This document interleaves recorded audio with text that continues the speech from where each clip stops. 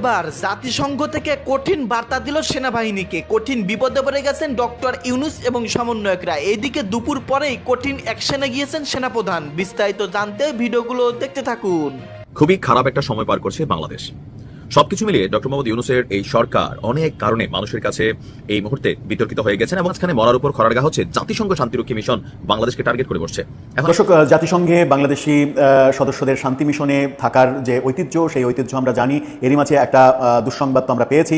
বাংলাদেশের রাজনীতিতে বিদেশিদের নাক গলানো নতুন নয়, কিন্তু সাম্প্রতিক বছরগুলো সেই হস্তক্ষেপ একেবারে প্রশাসনিক নির্দেশনায় নেমে এসেছে। জাতিসংঘের প্রতিষ্ঠান OHCHR এর কাজ ছিল বাংলাদেশে মানবাধিকার পরিস্থিতি পর্যবেক্ষণ করা এবং হাসিনার আমলে যারা সুযোগ সুবিধা পেয়েছেন তারা এখন সরে যাবেন, তাদের বিচারের মুখোমুখি করা হবে, প্রয়োজনে তাদের বিরুদ্ধে যে কোনো রকম ব্যবস্থা নেওয়া হবে। আর জুলাই সনদ স্বাক্ষর হবার পর এখন রাজনৈতিক দলের নেতাদের মধ্যে সৌহার্দ্য এবং সম্প্রীতির বদলে বাংলাদেশ। সবকিছু মিলিয়ে ডক্টর মোহাম্মদ ইউনূসের এই সরকার অনেক কারণে মানুষের কাছে এই মুহূর্তে বিতর্কিত হয়ে গেছেন। এমনকি আমরা যেটা ভাবছিলাম সারা পৃথিবীর মধ্যে যেহেতু ডক্টর মোহাম্মদ ইউনূসের একটা পজিটিভ ফেসগুলো আছে, সো উনি যেহেতু ক্ষমতায় আছেন, বাংলাদেশ এই মুহূর্তে উড়বে, বিদেশি বিনিয়োগে ভেসে যাবে, পাশাপাশি ধরেন উন্নত দেশগুলোতে বাংলাদেশিদের ভিসা বাড়বে, ব্যবসা বাণিজ্য সবকিছু পজিটিভ হবে। থাকে না যে সারা পৃথিবীর একটা কেন্দ্রবিন্দু বাংলাদেশ পরিণত হবে, কিন্তু বাস্তবতা হয়ে গেল টোটালি ভিন্ন। একের পর এক ধাক্কা খাচ্ছেন ইউনূস সরকার। প্রথমত বিনিয়োগ আসে নাই ওই রকম, দ্বিতীয়ত হচ্ছে কর্মসংস্থান অনেকের এখানে ক্ষয়ক্ষতিগ্রস্ত হয়ে গেছে, তৃতীয়ত হচ্ছে সাম্প্রতিক সময় তিনি যতগুলো সফরে গেছেন কোনো দেশের রাষ্ট্রপ্রধান তার সাথে দেখা করে নাই। এটা খুবই আশ্চর্যজনক একটা বিষয়। ক্ষমতায় বসার পরে তিনি কাতার গেলেন, কাতারের আমির দেখা দিলেন না সম্ভবত, তারপর ইতালি গেলেন, পালেন না, যুক্তরাজ্য গেলেন, পাইলেন না, আমেরিকা গেলেন, ট্রাম্পের সাথে সবাই একটা ছবি তুলছে, তিনি এত একটা ছবি তুলেন, এর বাইরে কিছু না। কিন্তু এর মাঝখানে মরার উপর খড়ারগা হচ্ছে জাতিসংঘ শান্তিরক্ষী মিশন বাংলাদেশকে টার্গেট করে বসছে। এখন আমি বরাবরই বলি, এটা বর্তমান সরকারের যে পররাষ্ট্র নীতি বা কূটনৈতিক নীতি বা প্রতিরক্ষা নীতি যেখান থেকেই হোক একটা মানে দুর্বল অবস্থানের কারণে বাংলাদেশের উপরে কিন্তু খড়গ নামছে।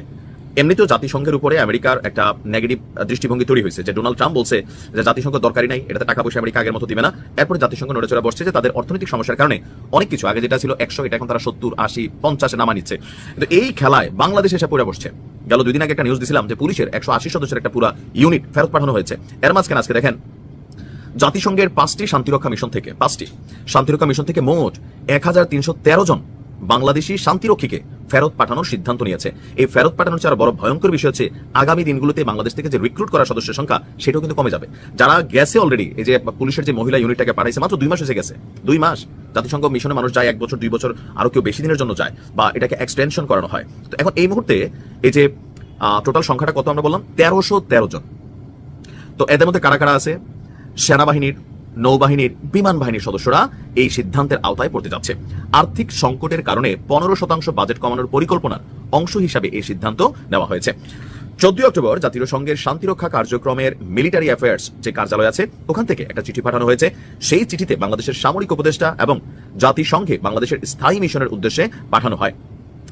সামরিক উপদেষ্টা লেফটেন্যান্ট জেনারেল শেরিল পিয়ার্সের পক্ষ থেকে পাঠানো চিঠিতে স্বাক্ষর করেছেন chief of staff captain lonely fields junior. খসড়া প্রস্তুত করেছে লেফটেন্যান্ট কর্নেল মোহাম্মদ তানভীর আলম, যিনি বর্তমানে সংস্থাটির মিলিটারি পিস অপারেশন সাপোর্ট শাখার প্রধান হিসেবে দায়িত্ব পালন করেছে। চিঠিতে বলা হয়েছে জাতিসংঘ মহাসচিবের নির্দেশে শান্তিরক্ষা কার্যক্রমের চলমান আর্থিক সংকটের কারণে আপনার 15% যে ইয়াটা আছে বাজেট, যেটা সেটাকে তারা কমাই ফেলতেছে। এখন আমার কাছে মনে হয় কি এটা আমাদের একটা দুর্বলতা। আচ্ছা, যাই হোক, চিঠিতে বলছে ইউনিফর্মধারী সদস্যদের জন্য বরাদ্দ অর্থ কমানো হচ্ছে, যা মাঠ পর্যায়ে শান্তিরক্ষীর সংখ্যায় প্রভাবিত করবে। সবচেয়ে বেশি সদস্য প্রত্যাহার করা হবে দক্ষিণ সুদানের মিশন UNMISS, সেখান থেকে 674 জনকে পাঠিয়ে দেওয়া হবে। আর মধ্য আফ্রিকার প্রজাতন্ত্রের মিনুস্কা মিশন থেকে 341 জনকে পাঠানো হবে। সুদানের আবি অঞ্চলের ইউনিসফা থেকে 268 জন, কঙ্গোর মনুস্কো থেকে 79 এবং পশ্চিম সাহারার মিনুরসু মিশন থেকে 8 জন বাংলাদেশি শান্তিরক্ষী ফেরত আসবেন। এটা আর্থিক সংকটজনিত। তবে আমরা দেখলাম যে 180 সদস্যের যে ইউনিটে 70 জন নারী পুলিশ কর্মকর্তা ছিলেন, যাদের আগামী নভেম্বর দেশে ফেরত পাঠানোর কথা। তো বাংলাদেশের উপরে একটু চাপটা বেশি যাচ্ছে। আমাদের দুর্বল কূটনৈতিক অবস্থান বা বর্তমানে একটা নির্বাচিত সরকার না থাকার কারণ, নাকি আসলে কি? যাতে ডক্টর মোহাম্মদ ইউনূসের একটা বড় ধরনের লিঙ্ক আপ আছে পশ্চিমা রাষ্ট্রগুলোতে, ওইখানে কিছুটা ডিসএবিলিটি আমার কাছে মনে হচ্ছে যে চলে এসেছে, যেটা আমরা ধারণা করছি আমরা পজিটিভ হবে, যে আরো বেশি বেশি যাবে। তো সকল কিছু নিয়ে সেনাবাহিনীকে নিয়ে অপপ্রচার আছে। এই যে যারা দিনরাত জেনারেল ওয়াকারের পিছনে লেগে আছেন, আপনারা তো বাংলাদেশকে বাস দিচ্ছেন, তাই না? সেনাবাহিনীকে নিয়ে, সেনা প্রধানকে নিয়ে দিনরাত মন মতো ভাই যা খুশি তা চলতেছে। আমি কিছু আশ্চর্য যে সেনাবাহিনী অনেক নীরব ভূমিকা পালন করতেছে। তো এই যে দেশি বিদেশি আওয়ামী লীগও তাদের মতন করে তারা তাদের ইন্টারন্যাশনাল লবিং স্বাভাবিক তারা চালাচ্ছে সরকারকে চাপে ফেলার জন্য। তো সবকিছু মিলিয়ে বাংলাদেশ নামক রাষ্ট্রটার কপাল খারাপ। এই দেশের পলিটিশিয়ানরা নিজের স্বার্থের বাইরে কিছু বোঝে না, আর আমরাও যারা আছি ইনফ্লুয়েন্সার, ইউটিউবার, নিজেদের ধান্দার বাইরে কিছু বুঝি না। নিজেদের খালি ভিউ টিউ থাকলে ঠিক আছে, দেশের 12টা বাজানো হোক, খারাপ লাগে। দর্শক, জাতিসংঘে বাংলাদেশি সদস্যদের শান্তি মিশনে থাকার যে ঐতিহ্য, সেই ঐতিহ্য আমরা জানি। এরই মাঝে একটা দুঃসংবাদ তো আমরা পেয়েছি। কঙ্গো থেকে 180 সদস্যের পুলিশের যে সর্বশেষ কন্টিনজেন্ট, সেটা ফেরত পাঠাচ্ছে জাতিসংঘ। অন্যদের ক্ষেত্রে 25% কমানোর নীতি অনুসরণ করলেও বাংলাদেশের ক্ষেত্রে শতভাগ ফেরত পাঠানোর নীতি অনুসরণ করেছে জাতিসংঘ। সেই খবরটা হজম করতে না করতেই আমরা গতকালকে এই খবরটা নিয়ে একটা ভিডিওতে আলোচনা করেছিলাম। সেই খবরটা হজম করতে না করতেই আরেকটি ভয়াবহ দুঃসংবাদ আমাদের জন্য এসেছে।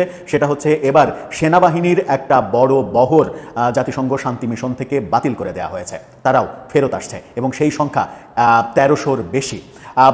কি অশনি সংকেত আমাদের জন্য আরও অপেক্ষা করছে, একটু বুঝে ওঠার চেষ্টা করবে এই ভিডিওতে। থাকবেন পলিটিক্স টিভির নিয়মিত আয়োজনে।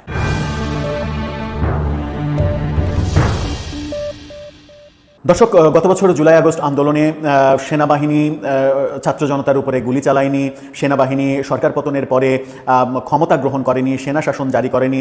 এখনও সেনা শাসন জারি হবে কি হবে না এরকম চর্চা যখন আমাদের দেশে নানাভাবে হচ্ছে, তখনও সেনাবাহিনী এই ব্যাপারে আগ্রহ দেখাচ্ছে না। সেনাপ্রধান স্পষ্ট অবস্থান জানিয়ে দিয়েছেন যে সেনাবাহিনী কখনোই টেক ওভার করবে না।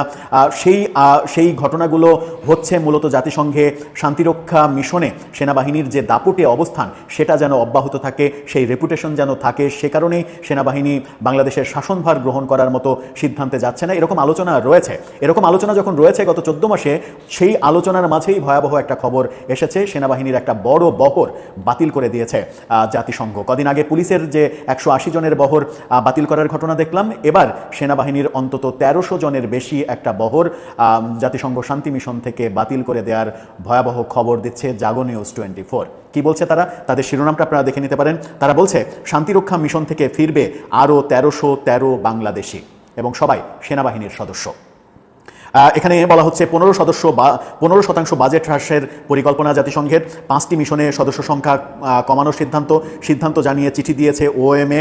বাংলাদেশের শান্তিরক্ষী আছে অন্তত 10টি অঞ্চলে, 10টি দেশ বা অঞ্চলে। 10টি দেশে এই মুহূর্তে বাংলাদেশের সেনা নৌ বিমান বাহিনীর শান্তিরক্ষী মিশনে কাজ করছে। সেখান থেকেই অন্তত 1313 জনের যে প্রত্যাহারের ঘটনা, সেই ঘটনা আমরা খবরে দেখছি। সেখানে বলা হচ্ছে জাতিসংঘের শান্তিরক্ষা মিশনে চলমান অর্থ সংকট মোকাবেলার অংশ হিসেবে বাংলাদেশ শান্তিরক্ষীদের সংখ্যা কমানোর উদ্যোগ নিয়েছে জাতিসংঘ সদর দপ্তর।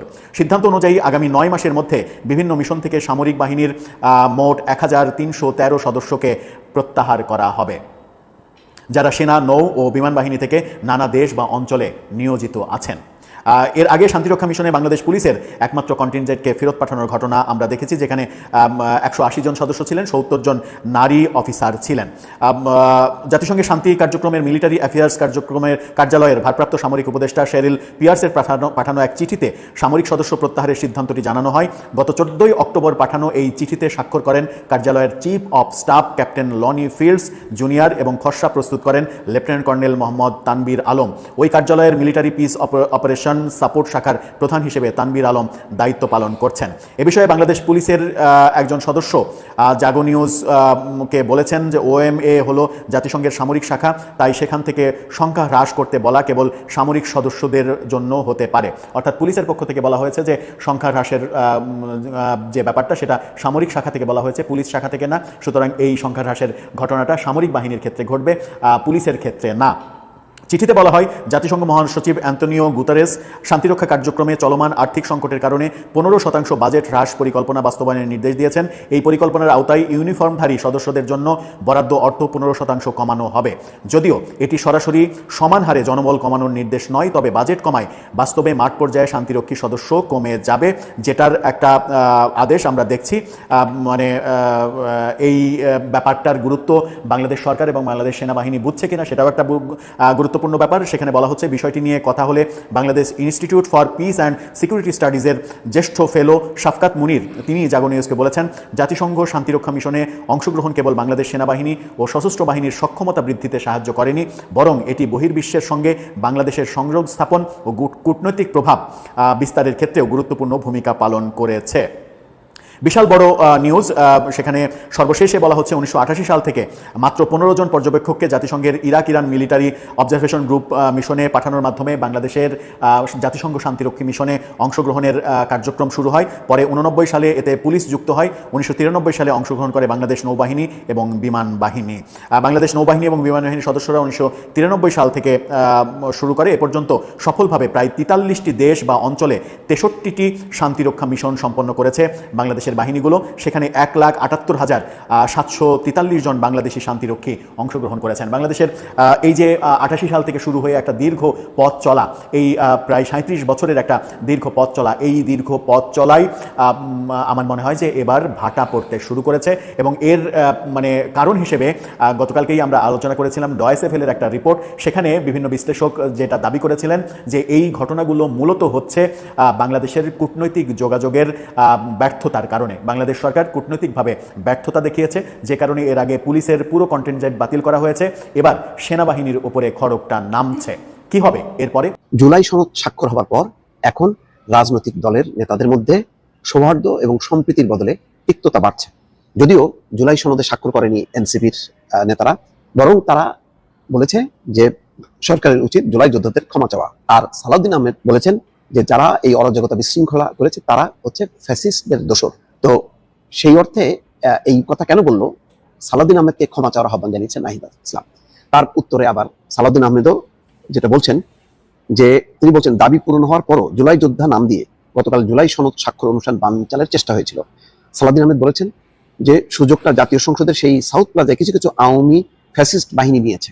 এই সুযোগটা তারা নাম ধারণ করেছে জুলাই যোদ্ধা। জুলাই যোদ্ধা নাম দিয়ে নামটা তারা সুযোগের ব্যবহার করেছে এবং সেই ফ্যাসিস্ট বাহিনী গতকালকের অনুষ্ঠানকে কলঙ্কিত করার জন্য পারলে বানচাল করার চেষ্টা করেছে। সালাউদ্দিনের দাবি তার বক্তব্যকে অপব্যাখ্যা করে জুলাই যোদ্ধাদের আওয়ামী লীগের দোসর বলার দায় তার উপর চাপানো হচ্ছে। কি বলছেন? তিনি বলছেন যে সুযোগটা ব্যবহার করেছে জুলাই যোদ্ধা নাম দিয়ে এবং ফ্যাসিস্ট বাহিনী গতকালকে এই অনুষ্ঠানটা বানচালের চেষ্টা করেছে। জুলাই সনদ স্বাক্ষর অনুষ্ঠানের আগে অনুষ্ঠানের স্থলে সংসদ ভবনের দক্ষিণ প্লাজায় অবস্থান নিয়েছিলেন জুলাই যোদ্ধা পরিচয়ে কয়েকশো ব্যক্তি। পরে পুলিশ পিটিয়ে তাদের বের করে দেয়। এরপর তাদের সঙ্গে পুলিশের সংঘর্ষ হয় মানিক মিয়া ভিলি। আজ সকালে রাজধানীর শেরেবাংলা নগরে দলের প্রতিষ্ঠাতা সাবেক রাষ্ট্রপতি জিয়াউর রহমানের সমাধিতে শ্রদ্ধা নিবেদনের পর সালাউদ্দিন সেই প্রসঙ্গে সাংবাদিকদের বলেছেন, যেসব বিশৃঙ্খলা হয়েছে আমরা খোঁজ নিয়েছি, এটা তদন্তাধীন। দেখা গেছে এখানে জুলাই যোদ্ধাদের নামে কিছু সংখ্যক ছাত্র নামধারী উচ্ছৃঙ্খল লোক ঢুকেছে। সেটা ফ্যাসিস্ট সরকারের ফ্যাসিস্ট বাহিনী মনে করি। আওয়ামী ফ্যাসিস্টরা বিভিন্ন ফাঁক ফোকরে বিশৃঙ্খলার চেষ্টা করেছে। এখানে কোনো সঠিক জুলাই বা অভ্যুত্থানের সঙ্গে জড়িত কেউ থাকতে পারে না। অর্থাৎ জুলাই যোদ্ধাদেরকে তিনি আওয়ামী ফ্যাসিস্ট বা ফ্যাসিস্টদের দোসর বলেনি, বলছেন যে তাদের সঙ্গে আওয়ামী লীগের বা ফ্যাসিস্টদের দোসররা থাকতে পারে, তারা বিশৃঙ্খলার চেষ্টা করছে। দুপুরে জাতীয় নাগরিক পার্টির এক সংবাদ সম্মেলনে সালাউদ্দিন আহমেদকে তার বক্তব্য প্রত্যাহার এবং জুলাই যোদ্ধাদের কাছে ক্ষমা চাওয়ার আহ্বান জানানো হয়। সেখানে দলটির আহ্বায়ক নাহিদ ইসলাম বলেন, তিনি ভুলবশত হয়তো তার কাছে তথ্য না থাকার কারণে তিনি এরকম বলেছেন। যেহেতু তিনি দীর্ঘদিন দেশে ছিলেন না, যেহেতু তিনি জুলাই অভ্যুত্থানের সময় দেশে ছিলেন না, রাজপথে ছিলেন না, সেহেতু হয়তো তিনি জানেন না যে কে রাজপথে ছিল, কারা লড়াই করেছিল, কারা বুলেটের সামনে দাঁড়িয়েছিল। এরপর বিকেলে সালাউদ্দিন আহমেদ ওই প্রসঙ্গটা তোলেন। বর্তমানে অপতথ্য ছড়ানোর এবং অপব্যাখ্যা ছড়ানোর একটা বিশাল টেন্ডেন্সি দেখি অনেকের মধ্যে। আজকে একটা দলের পক্ষ থেকে সংবাদ সম্মেলনের এক পর্যায়ে আমাকে কেন কোনো একটি বিষয়ে জাতির কাছে ক্ষমা চাওয়ার আহ্বান জানানো হয়েছে, আমি এখানে এই সুযোগটা নিয়ে একটু বলি। যাই হোক, এখানে এখন পাল্টাপাল্টি চলছে। আর অনেকেই কিন্তু এটাও সন্দেহ করছে যে এই পুরো অনুষ্ঠানটা বানচাল করা বা বিশৃঙ্খলার নেপথ্যে এনসিপি আছে, কিন্তু এটা কেউ সরাসরি এনসিপির নাম বলেনি। কিন্তু যেহেতু এনসিপি আসে নাই, যদি এনসিপি নিজেরা আসতো অনুষ্ঠানে, তারপরেও যদি জুলাই যোদ্ধাদের নামে যদি কেউ বিশৃঙ্খলা করতো তাহলে বলা যাবে। যেহেতু তারা আসে নাই, একটা ধারণা করা যায় যে তাদের ইন্ধনে হয়তো কেউ কিছু করতে পারে, কিন্তু কোনোটাই প্রমাণিত না। তদন্তাধীন। সালাউদ্দিন আহমেদও কিন্তু সেটাই বলছে, তদন্ত চলছে, কিন্তু বলছে যে জুলাই যোদ্ধা নামে মানে ফ্যাসিস্ট বাহিনী এই কাণ্ড ঘটিয়েছে, জুলাই যোদ্ধা নামে কেউ এখানে আসেনি, এই কথা তিনি বলছেন। এখন দেখেন